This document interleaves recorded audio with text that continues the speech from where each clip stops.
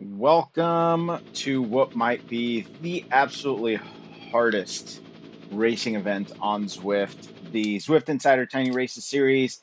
And this week, so it's been about 4 months since I've done Tiny Races. I look back and I tried finding a video because the last time I did Tiny Races, I did really good. I ended up either last time or the time before that. I ended up taking first place in the series for my category, but I think that was pre Zwift Racing Score.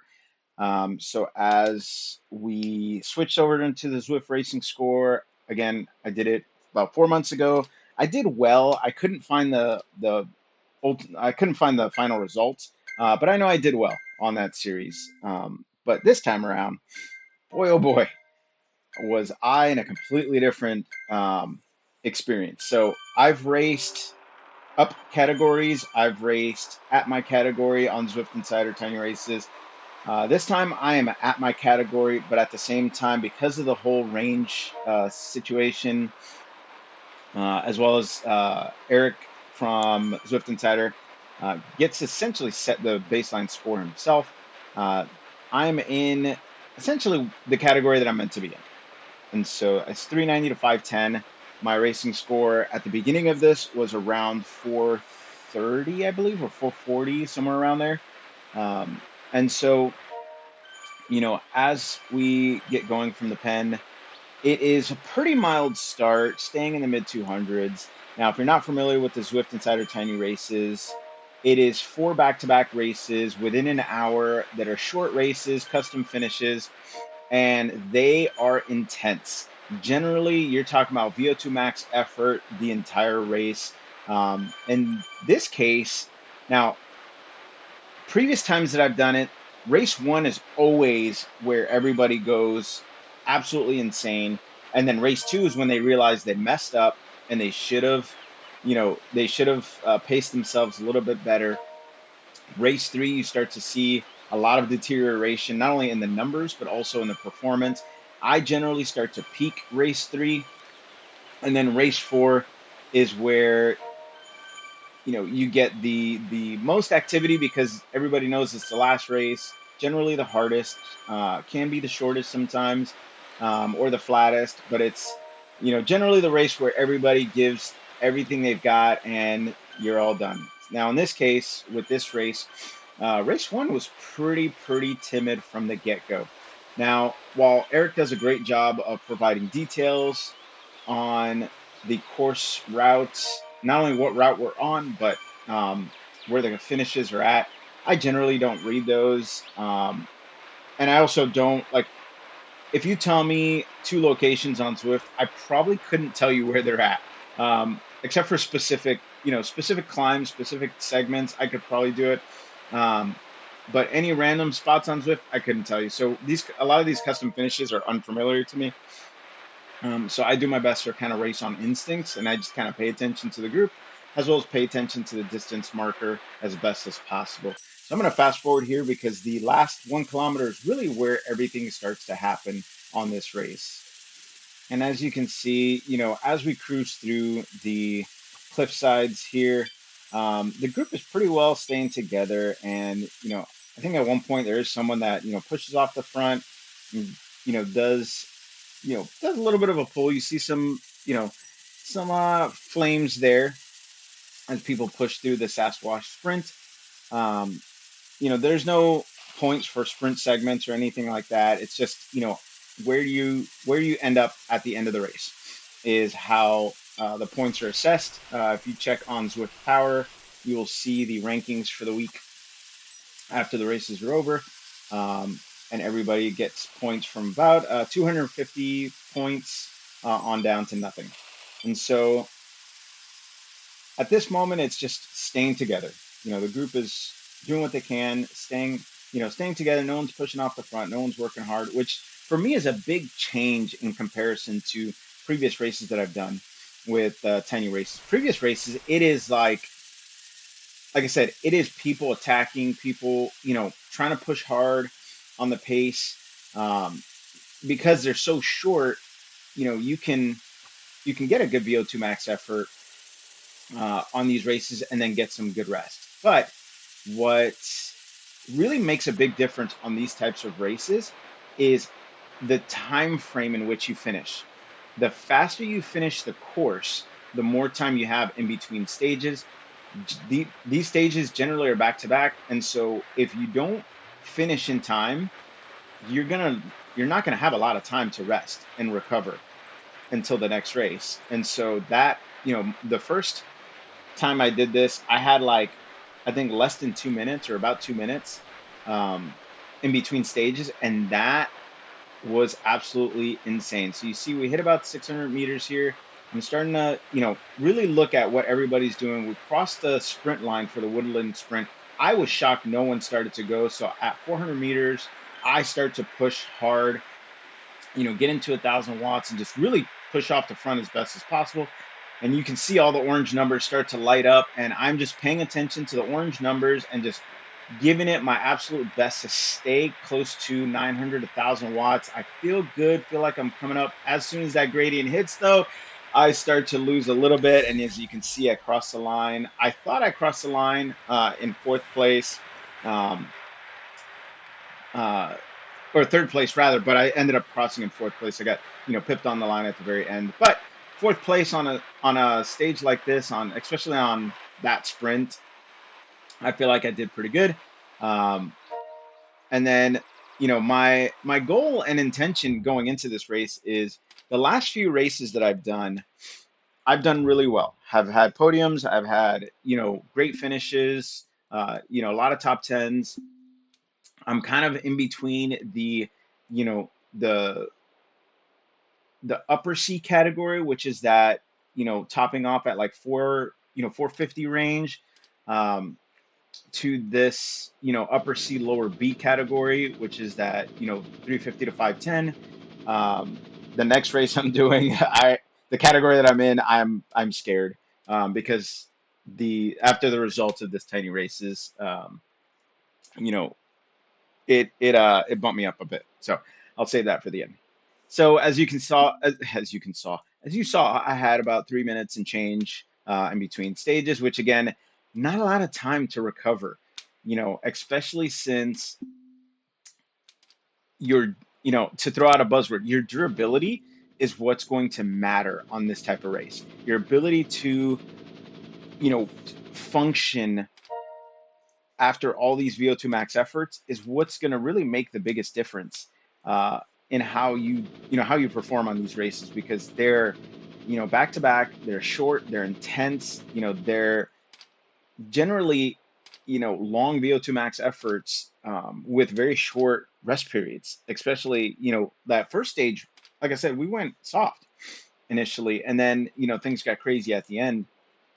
But, every stage is different. And so I will, again, fast forward through all this, because really the last kilometer on all these stages, is what makes the biggest difference. And so as we, get ready and kind of get ready to get going, you see my heart rate's in the 130s, and that's about as best as I'm going to do in terms of recovery for this race. Looks like I get into the 120s for a bit, um, but I think it's safe to say we can round up into 130s. And so as we get going again, you see the heart rate start to climb very quickly.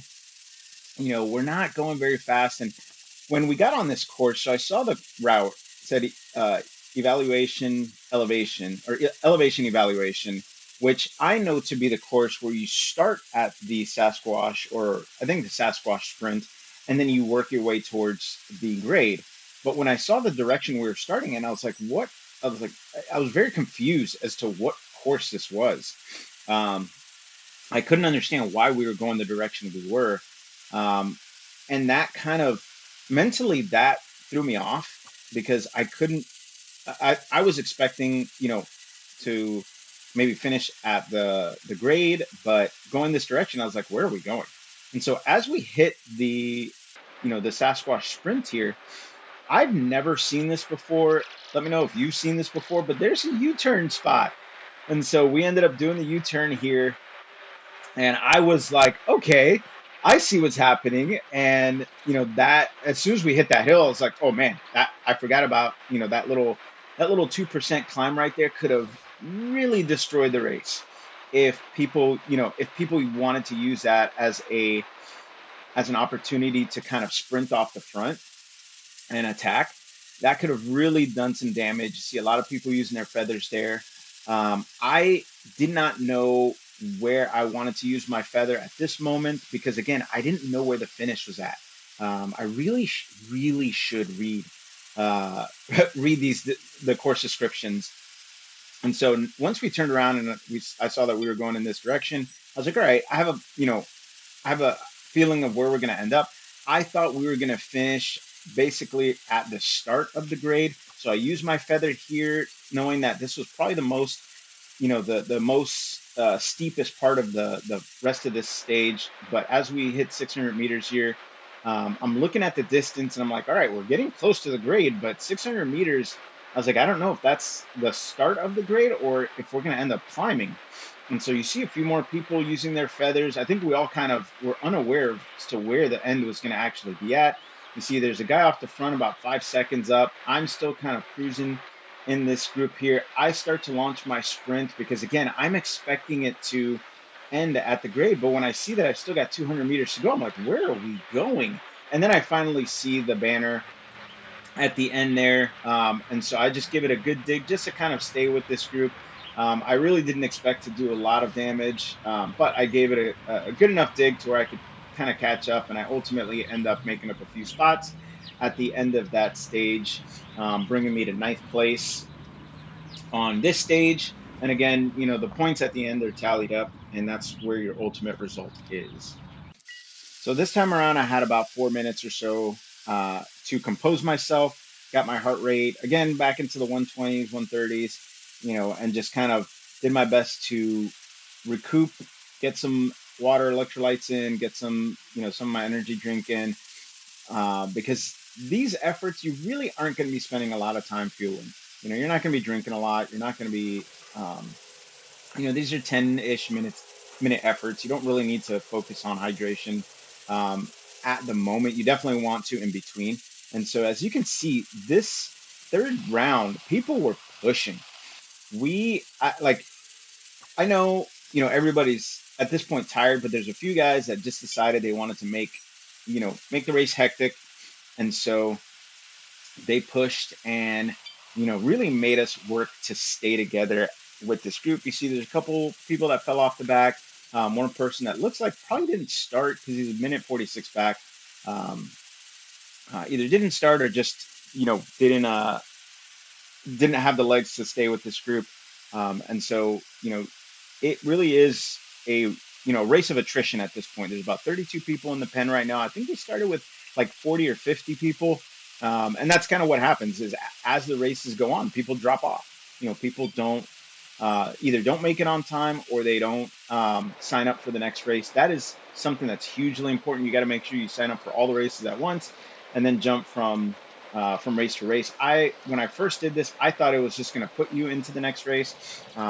Luckily, you know, I learned and didn't. I learned quickly and didn't miss out on the final races. And so as we start to get to the Stoneway Sprint, at this point, you know, I'm looking at what gear I'm needing to be in, and so I start to lower my cadence a bit so I can get into my 55:11. And as we start to get closer to the sprint, I at this point I was like, well, if people launch off the front, I'm gonna let it be what it is, but I'm not gonna push hard until I get to where I need to be, and that's exactly what happens as we get to that 400 or 500 meter mark. I start to launch as I generally do before the start of the actual sprint, and just blast my way through the group.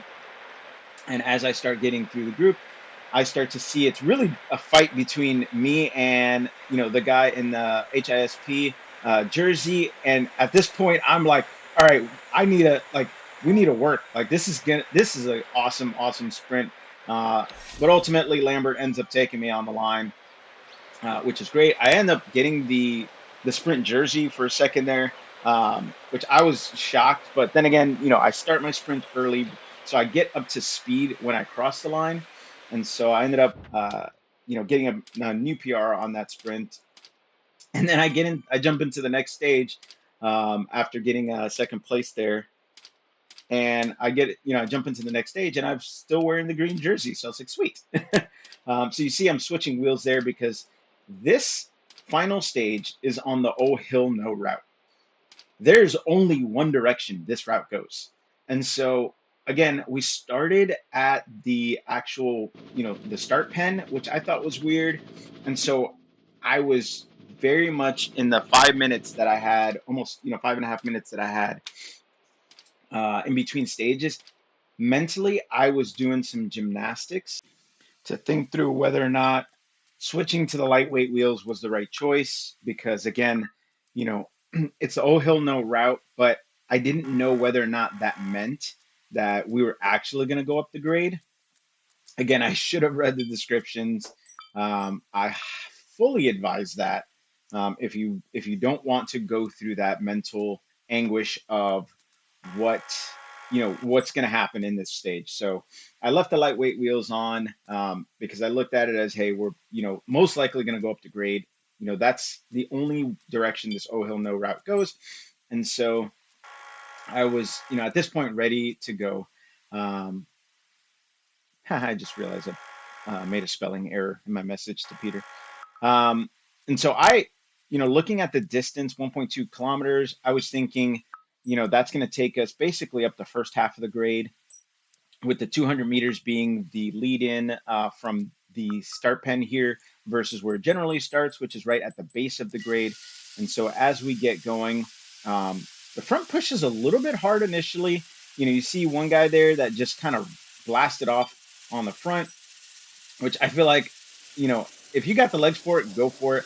But that is very risky move to do on this route. So I'm doing my best to kind of stay in the mid 300s, upper 300s, but also, I don't want to fall too far behind. So I am pushing myself into the 400s when I can.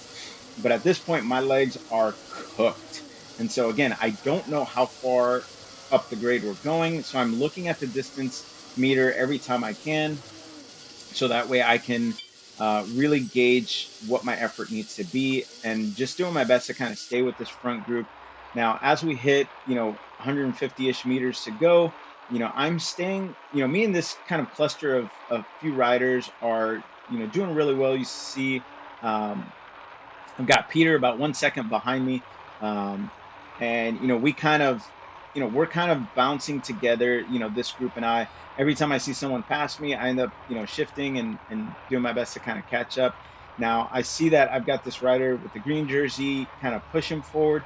And so I give one last dig in order to get across the line, because at this point, my legs were cooked. I was hurting. I kept having to alternate back and forth between on the saddle, off the saddle, lowering my cadence, and pushing hard and increasing my cadence, and spinning fast in order to kind of maintain somewhat of a strong pace. You see, I crossed the line there, ultimately crossed the line there in fifth place for this stage, which was absolutely brutal. Absolutely brutal. I could not believe how hard this stage was. And so, it being only a part way up the grade itself, I was done. I was cooked. But I had one more event that I needed to get to because I told myself I was going to do it. And that's really what changed the dynamics of how my weekend went. And so, as you can see here, the final results, I end up in third place with 895 points. Now, I didn't manually calculate my own points. You see on the bottom right there is how the point structure goes. And so I did manually calculate my points, and, looked at what I could potentially, be. And so, and you see, oh, it does show my previous, looks like my previous results were second place. And so this time around, end up in third place. You see Peter 2 places behind me in fifth, which is absolutely excellent. He had a great race there as well. And so it was Man, oh man, it was tough. That guy, so Graham White from Galaxy pushed, man, he pushed, and so he definitely, deserves that second place. And same thing with the Swedish rider, pushed really hard. You see, so this is the last event of my weekend of my Saturday, which was the Zwift TT Macaron race. You see, I got about 20 seconds there to start.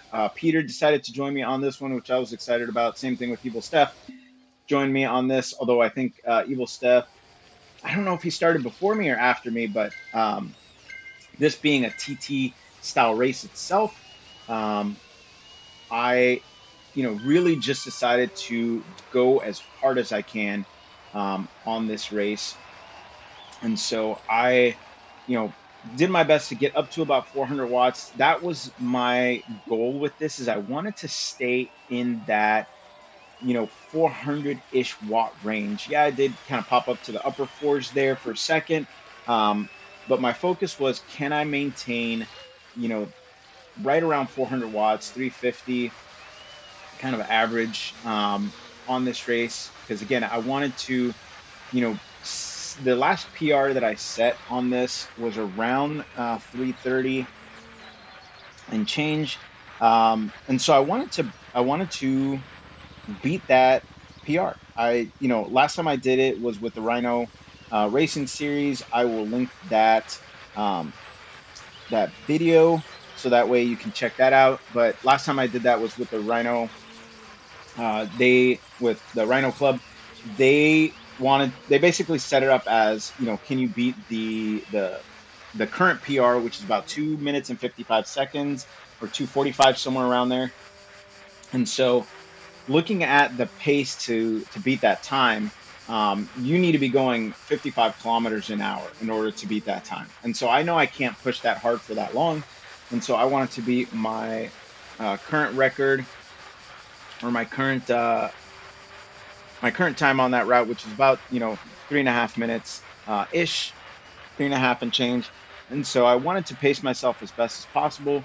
But after doing tiny races, my legs were hurting.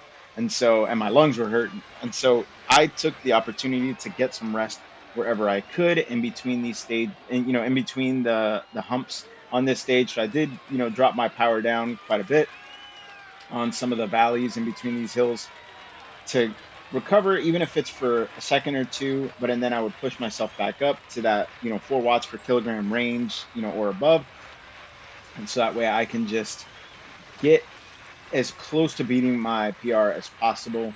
And so right now I am just pushing. But again, as I'm getting closer to the end here, about halfway through this stage, I am hurting. My lungs are hurting. My legs are hurting. I am trying to find a good spot on my saddle to keep my momentum without really overworking my muscles. Um, but knowing that I'm in the last 800 meters, I know there's a little bit of right now on this course, there's a little bit of a decline, but it really doesn't give you any benefit. Like, you get -1% and you feel good, but and then you hit a 0 or 1%, and then you drop back down again. So it's not, you don't get enough time on each, through this segment to really get any rest while you're maintaining your speed. You see, I do still maintain 40-ish, 45, 47 kilometers an hour. So as we hit this 2%, I gave it my all and treated it like I was, sprinting up a climb as best as possible, knowing that as soon as I hit this segment, I actually was looking for a power up. I was hoping to have the steamroller, but that didn't happen. And so I hit the cobbles and just give what last little bit of effort I could to get to the line. Again, trying to beat my time as best as possible. But ultimately, I ended up crossing the line at about 3:35, which is, again, around the same time as what I did last time. And so I was kind of shocked that with a TT bike, I didn't do better than I did my previous time. I thought I would have smashed my previous time, but I didn't. Um, I ended up getting around the same time, and the last time I did it, I was on my SL8 with the level 3, not level 4 the way it is right now. And so, and the disc wheels on the SL8. So as you can see, I'm watching Peter come through. Peter's such a great rider. He ends up, pushing strong. And again, we all kind of are cooked at this point. Evil Stuff is the only person that didn't do the tiny races, but is still, you know, still working strong. I didn't see when when he was on course. He ended up finishing, I think, just before me. He ended up finishing with in about 3 minutes or so, uh, or I think he said sub 3:30. So, he killed it. That was a fantastic finishing position for him. So at this point, I'm just virtually cheering Peter on, knowing that he's right there at the end and really close to a good time. Um, for the course itself, for the finish. And so as he starts to get to the cobblestones, I'm again just encouraging him to just keep pushing, keep moving forward, because this is the last dig that he has to do for this stage. And so as he starts to work his way through the cobbles here, I'm ready to cheer him on, and just anxiously looking to see what time he crosses, because we are at this point neck and neck in terms of time. And he crosses the line at 3:30. I thought he crossed the line at 3:33. He ends up crossing the line at 3:34. Um, and so uh, that was, I was again excited for him, cheering him on, just messaging him in the companion app. And so I will wrap it up there. I hope you enjoyed. I hope you decide to come out, do these tiny races. They are absolutely excellent, as well as this Macaron TT, if it's still available. Again, a great race. Checking in on Steph. I didn't see when he was on course, but I ended up finding out later, what his time was. So, all right, guys, cheers, and I will catch you guys on the next race. Hey guys, it's Miguel from that thing you just watched. Hope you enjoyed that video, whether it was topic on nutrition or racing or a combination of both. Feel free to come back. I will continue to put out videos like this and continue to showcase what you can do with smart nutritional strategies, combining that with racing, because that is what this channel is all about. And feel free to check in if you want to see more racing. Click on wherever the link's at, subscribe, and I will catch you guys on the next race.